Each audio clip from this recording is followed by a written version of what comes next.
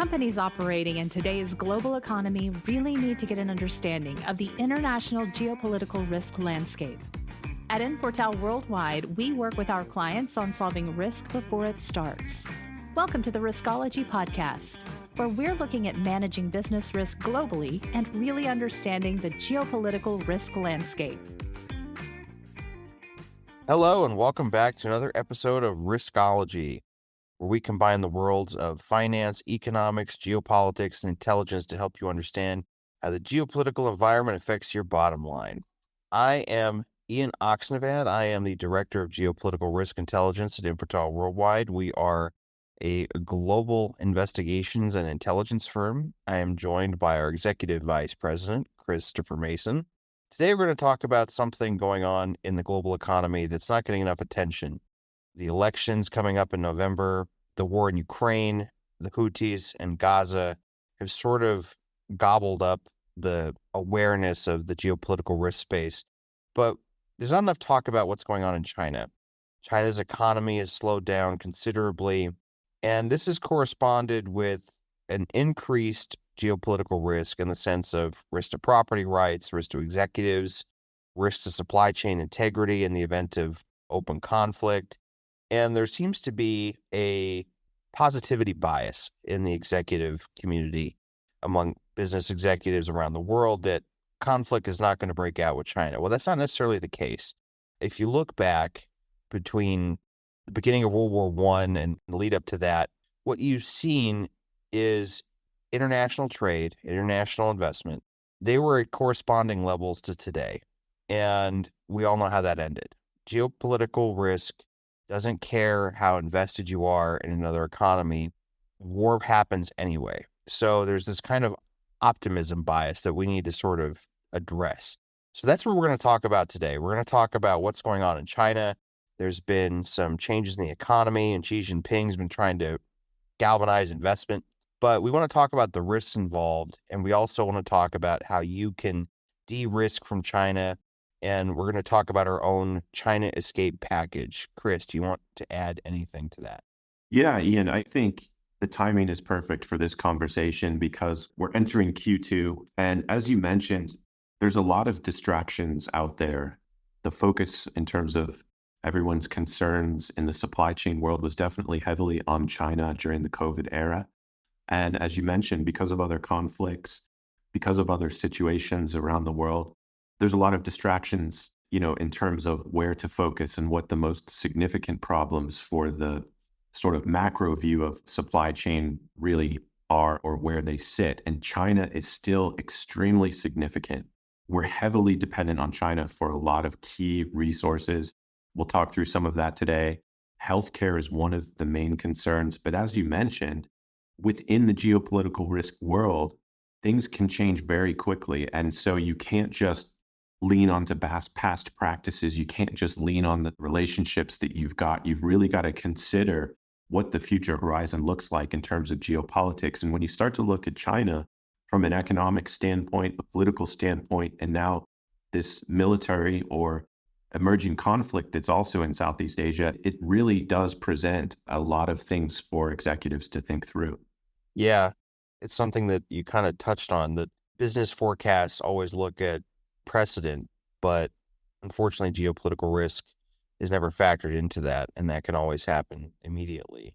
So true. How do you factor that in? Because you do need the backward-looking data. You do need to know the historical context, but how do you find that right balance? Well, you integrate risk intelligence into your practices. So your forecasts are always tempered by potential risks. Is a nuclear war likely tomorrow? No, probably not, because there wasn't one yesterday. But at the same time, would you have said that there would be a major land war in Europe 3 years ago? Well, I don't know if there's a name for it, but there's this sort of fallacy. I call it the Thanksgiving fallacy. If you're a turkey, life is great. You get fed, you get treated really well, day after day. No day seems to be all that different from the next day, but then sometime around late September, early October, something terrible happens in the lead up to Thanksgiving. Unless you're one of the two turkeys that gets pardoned by the president each year, they get to live out their life in a pretty decent way. But I see what you're saying there. You've definitely got to be prepared for what may not seem immediately apparent when you go through your day-to-day operations. And with China, what we're starting to see is corporations at all different levels are looking at building plans to account for some of these risks, whether that means strategic changes immediately, like we've seen with Apple and moving some of their iPhone manufacturing to India, or just having risk mitigation plans in the background to put in play if needed. So maybe we can talk through some of that, Ian, because you and I have looked heavily into these issues. And I know you've definitely looked very closely at some of the relationships that the US has with China. You've prepared testimony for Congress here in the US. And so, based on that expertise and based upon your sort of view of looking at the China risks or China basket of risks, what do you think companies should start considering now? Well, let's dive into this and dissect this. Let's just talk about some of the things that have happened. So, on the military front, you've had special forces, US special forces, basically being parked on a couple of little islands right off the coast of China. And I'm not even sure the island has a name, but it sounds more like a rock, but Right, it's right. literally just a few yards from the beach in China, which is a pretty strong signal. You don't do that. Two normal powers with normal relations don't do that. On the business end, this week, Xi Jinping, who's the premier, everyone calls him the president, but he's not really a president. That assumes sort of a popular election. The head of the Chinese Communist Party, Xi Jinping, met with a number of academics and American CEOs. This included the head of Blackstone, Steven Schwartzman, the Bloomberg chair, Michael Carney, the head of FedEx, the head of Qualcomm, and a few others. And so these are some major players. But they were in China for a series of meetings that included the China Development Forum, which is a high-level meeting. You had a number of other companies there from the tech sector, like Apple, who have been there recently. They were not necessarily at this specific meeting, but the trend is pretty clear. China's been trying to get its economy back, its economic mojo back since COVID. They had a zero COVID policy where they basically locked everything down. They fudged data for the rest of the world on the viruses, not only on the outset, where, like we've said before, it doesn't really matter if it came from a lab on purpose or if it escaped and was just mishandled or if it was naturally occurring. The fact of the matter is the Chinese government mishandled COVID, and that's hurt their reputation abroad and it's hurt their legitimacy at home. And their zero COVID policy has resulted in economic catastrophe. They have massive local government debt. They have overcapacity in their industrial sector. Their local consumption is down. They have high youth unemployment. And if you're a totalitarian regime, and this is something to keep in mind, you're kind of stuck. You don't really have an opponent to blame that on. Here in the US, if things are going badly, a sitting president, party in power in Congress, they can always just dump it on the opposing party and sort of play the blame game. That's a lot harder in an authoritarian, totalitarian country. You can kind of blame outside forces, but after a certain point, the buck stops with you and your whole population know that the buck stops with you. That creates an incentive to try to fix things in a very stark way. So the mood in China is fairly dark. And if you look at a report that was released by the American Chamber of Commerce in China, the top concern for U.S. businesses, it's Chinese regulations, it's rising costs of doing business. China's pretty much a developed country, but you also have geopolitical risks. You have offices that are being raided, executives that are being arrested. Hong Kong is not sort of this free trade haven that it used to be over the past 200 years. Those things are changing, and China has competition now. You have India, you have Latin America that are up and comers in terms of relocation for supply chains. You have what happens when Ukraine rebuilds. Is that going to offer Europe a new manufacturing hub aside from Turkey that could fill that void? So China has competition now in terms of trying to get that business. And if you look at these risks, what China is facing too is also domestic pressures in the West for reshored manufacturing. And what this causes is China now has to figure out a way to keep these businesses there while also maintaining absolute control. And that's a very hard tap dance to perform, even for a single party country like China. Now, some companies are expressing their confidence in China. Tim Cook, the head of Apple, said that he believes in China, but he actually said that I love being here. I love the people and the culture. Every time I come here, I'm reminded that anything is possible. That's true, but China is not a free country. So if you're an American executive, you obviously want access to China's market, but do you want to be sourcing in China? So how do you deal with this, Chris, if you're an executive or if you're a portfolio manager and you're not even directly manufacturing in China, or even if you're just concerned about your 401k? Like, what do you do to sort of mitigate these risks? Great question. I mean, the 401ks will table for a minute, different dynamic there. But in terms of supply chain, right, a lot of American companies, just think about retail as an example, are so dependent on China for a myriad of products. Healthcare, extremely important. A lot of our key medicines and drugs are manufactured in China and shipped over to the United States, not to mention the black market. That is also a major component of the drug supply on the illicit side of things. But really what you need to do is, if you currently have a supply chain that's dependent on manufacturing in China, is you really need to take a closer look, not only at your tier one suppliers, which are your direct contacts in terms of who delivers the goods to you, but you need to dig a little bit deeper and look at the tier two and tier three suppliers. Now, again, tier one is going to be those that you're dealing directly with. Tier two will be sort of the resources or the sources that the tier one suppliers use to bring in the materials that they need. And then a step lower is the tier three suppliers, which is really going to be the raw materials. Once you start looking at that, it gets very complex. But I think to truly look at the geopolitical risk scenario of your supply chain, you really have to look at all three of those layers. It could be that you only need a major review at one point in time, and then you can kind of periodically go back and examine where you think there might be issues, or to double check that things are flowing as they should. But really the key to figure out where you stand today is to go through that review to look at the tier 1, 2, and 3 suppliers. Now, once you've done that, I think you should really consider, how do I feel about this sort of risk profile that I'm seeing? And Ian, I don't know if you have any thoughts, but there's a lot of options out there in terms of where people are headed.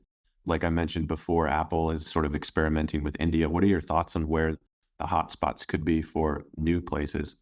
I think there's a lot of hotspots. It just depends on sort of what industry you're looking at.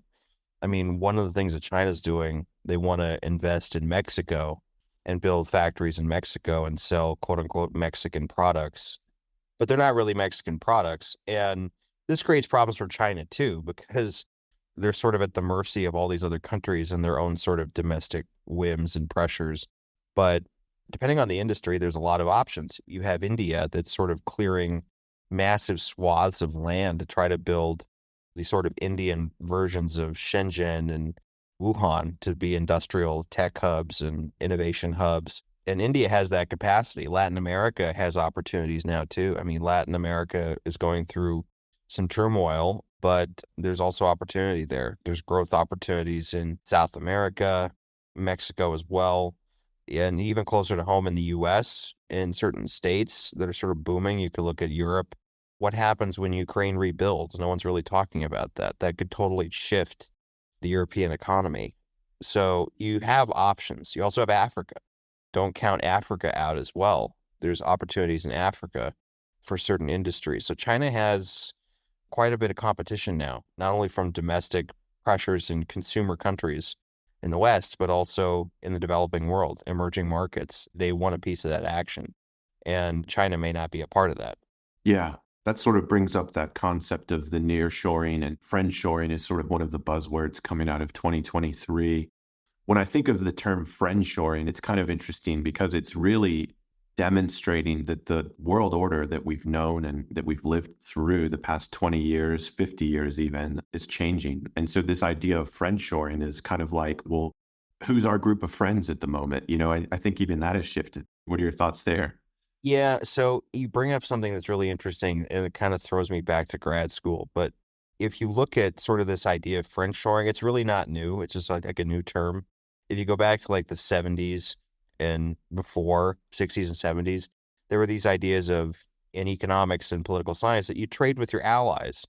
Well, no kidding. You know, Right. And before, you're looking at like colonial era European empires where, yeah, they kind of were globalized, but they all owned these other like countries. It didn't look as international as it actually was. But now these countries are independent. Well, yeah, you want to trade with your allies and your friends. You don't want to trade with countries that hate you. So there's that sort of impetus. Plus, you have domestic pressures now for manufacturing at home. Certain industries are demanding protection. If those Chinese electric vehicles, those EVs, come over Mexico and they totally obliterate 2, 3, 4 million jobs in American manufacturing, you don't want that. It's funny, and honestly, and going back to the friendshoring concept, it almost seems as though the US government is planning to regulate who our friends are to a certain degree as well. So it's kind of interesting. We're seeing that in some of the major market areas, but I could see that happening even with the EV cars, meaning we will not have a friend in China at a certain point in terms of EVs. But it's hard to do at scale. It's going to be very hard because, as we mentioned before, in terms of tier 1, 2, and 3 suppliers, it's easier to sort of regulate the tier 1 at the tier 1 level. But once you jump down into the deeper levels of the supply chain, it's much more harder to regulate. Just like we've seen with the sanctions against Russian oil, it's still moving around the world, and there's a whole cottage industry to help facilitate that. So I think it's going to be interesting to see, even from a regulatory standpoint, who our friends are going to be. Yeah, I mean, countries have always sort of regulated who your friends are going to be. And you can kind of tell based on rhetoric and travel and, is there a state sponsored terrorism there? Is it a single party dictatorship versus a democracy? You have elements of that, but you also have cultural ties. Proximity can be really good or bad for certain countries. Ukraine and Russia have a lot of cultural similarities, but obviously that didn't stop war. And then you have in the Western Hemisphere, for the most part, pretty good relations between countries. You don't have major World War I, World War II style conflicts in the Western Hemisphere. You kind of have to do that anyway. You kind of have to do that dance. And this is where due diligence on who your customers and partners are meets intelligence. Because even if you're not doing business with somebody, who they do business with will affect you if you're up the supply chain. So you may not think that you're exposed to a certain aspect of this, but you are. And in order to sort of de-risk, we want to talk about our China escape plan in a second here. Okay, so let's say that a company is ready to change course. They're ready to decouple from China. Where can they turn? What can they do? De-risking is essentially looking at all your vulnerabilities, the likelihood of risk turning into catastrophe, and then mitigating those risks by decoupling those relationships and taking on new ones that minimize the risk from before. Now, that's kind of a mouthful, but really is you're kind of moving out of the way and finding a new location. So if you're looking at de-risking from China, you need to assess all of your exposure to China in different ways. So let's say you're worried about a war with China, you may be worried about executive travel, maybe you're worried about supply chains, investment, or maybe a loss of market access. Your needs are going to vary from one client and company to another, but the core of it is you're going to look at your exposures. What are you most worried about? And then how do you replace those vulnerabilities in China with opportunities elsewhere? So if you're looking at supply chains, maybe you're looking at Mexico, or maybe you're looking at Mississippi, and you're trying to figure out new suppliers who are closer to home, provided that your end market is actually the US. Or if you're worried about market access, and you just need customers, maybe then you need a broader Asian strategy than just China. Maybe you need to look at trying to find customers in India or elsewhere. If you're looking at investment, you can find opportunities to invest elsewhere that are not China. So it kind of depends on your exposure to China to begin with. If we're talking about our signature Escape China package, what you need to look at is you need to call us first so we can assess your exposure, and then we can tailor that to your needs. Yeah, really, it starts with making that initial assessment. If you initially think about relocating an entire supply chain, operations, manufacturing, pretty daunting, right? But it's not so bad if you break it down into incremental steps. And it starts with an initial consultation. We talk through, we look at your operations, we look at sort of what your strategic goals are. And then we look at sort of in a dual track way. One, what is the best way for you and your firm to de-risk from China and decouple? And then what are the options that make sense for your company and your operations? And there could be multiple. So there's definitely decisions that will have to be made. But one key fundamental that underlies that analysis is really making sure you account for the geopolitical risks and geopolitical conditions that exist around the world. Because what you don't want to do is just sort of follow the trends and follow the crowd, decouple from China, and then put yourself into another situation that ends up being just as risky for a whole different set of reasons. So it's important essentially to perform the geopolitical risk analysis on the decoupling side, but also on the targeting side. And that's really what we focus on here at Infortal. That's kind of a great point. You want to move out of the way, but as you break those relationships and mitigate those risks, you want to know who you're doing business with elsewhere. So let's say you get out of China, you want market access to India. You're going to have to jump through those regulatory hoops. You're going to have to find Indian partners, distributors. If you're trying to reshore to the US or nearshore, you're going to have to figure out where in Mexico you're going to put your plant or your manufacturing so that you don't wind up enmeshed in corruption issues or drug cartel violence or things of that nature. So exactly right. And you mentioned it just there. You will have to partner with locals in the new destination, and most likely those are going to be new partners for your company. So yeah, you've got all of those third-party risk concerns. And what we're seeing in some of the markets, especially south of the border, is that there's a lot of competition for space, particularly if you think of warehouses and storage. And so there's a lot more opportunities for corruption and bad actors to move into those spaces, which makes it even more important to conduct due diligence on those new partners and service providers.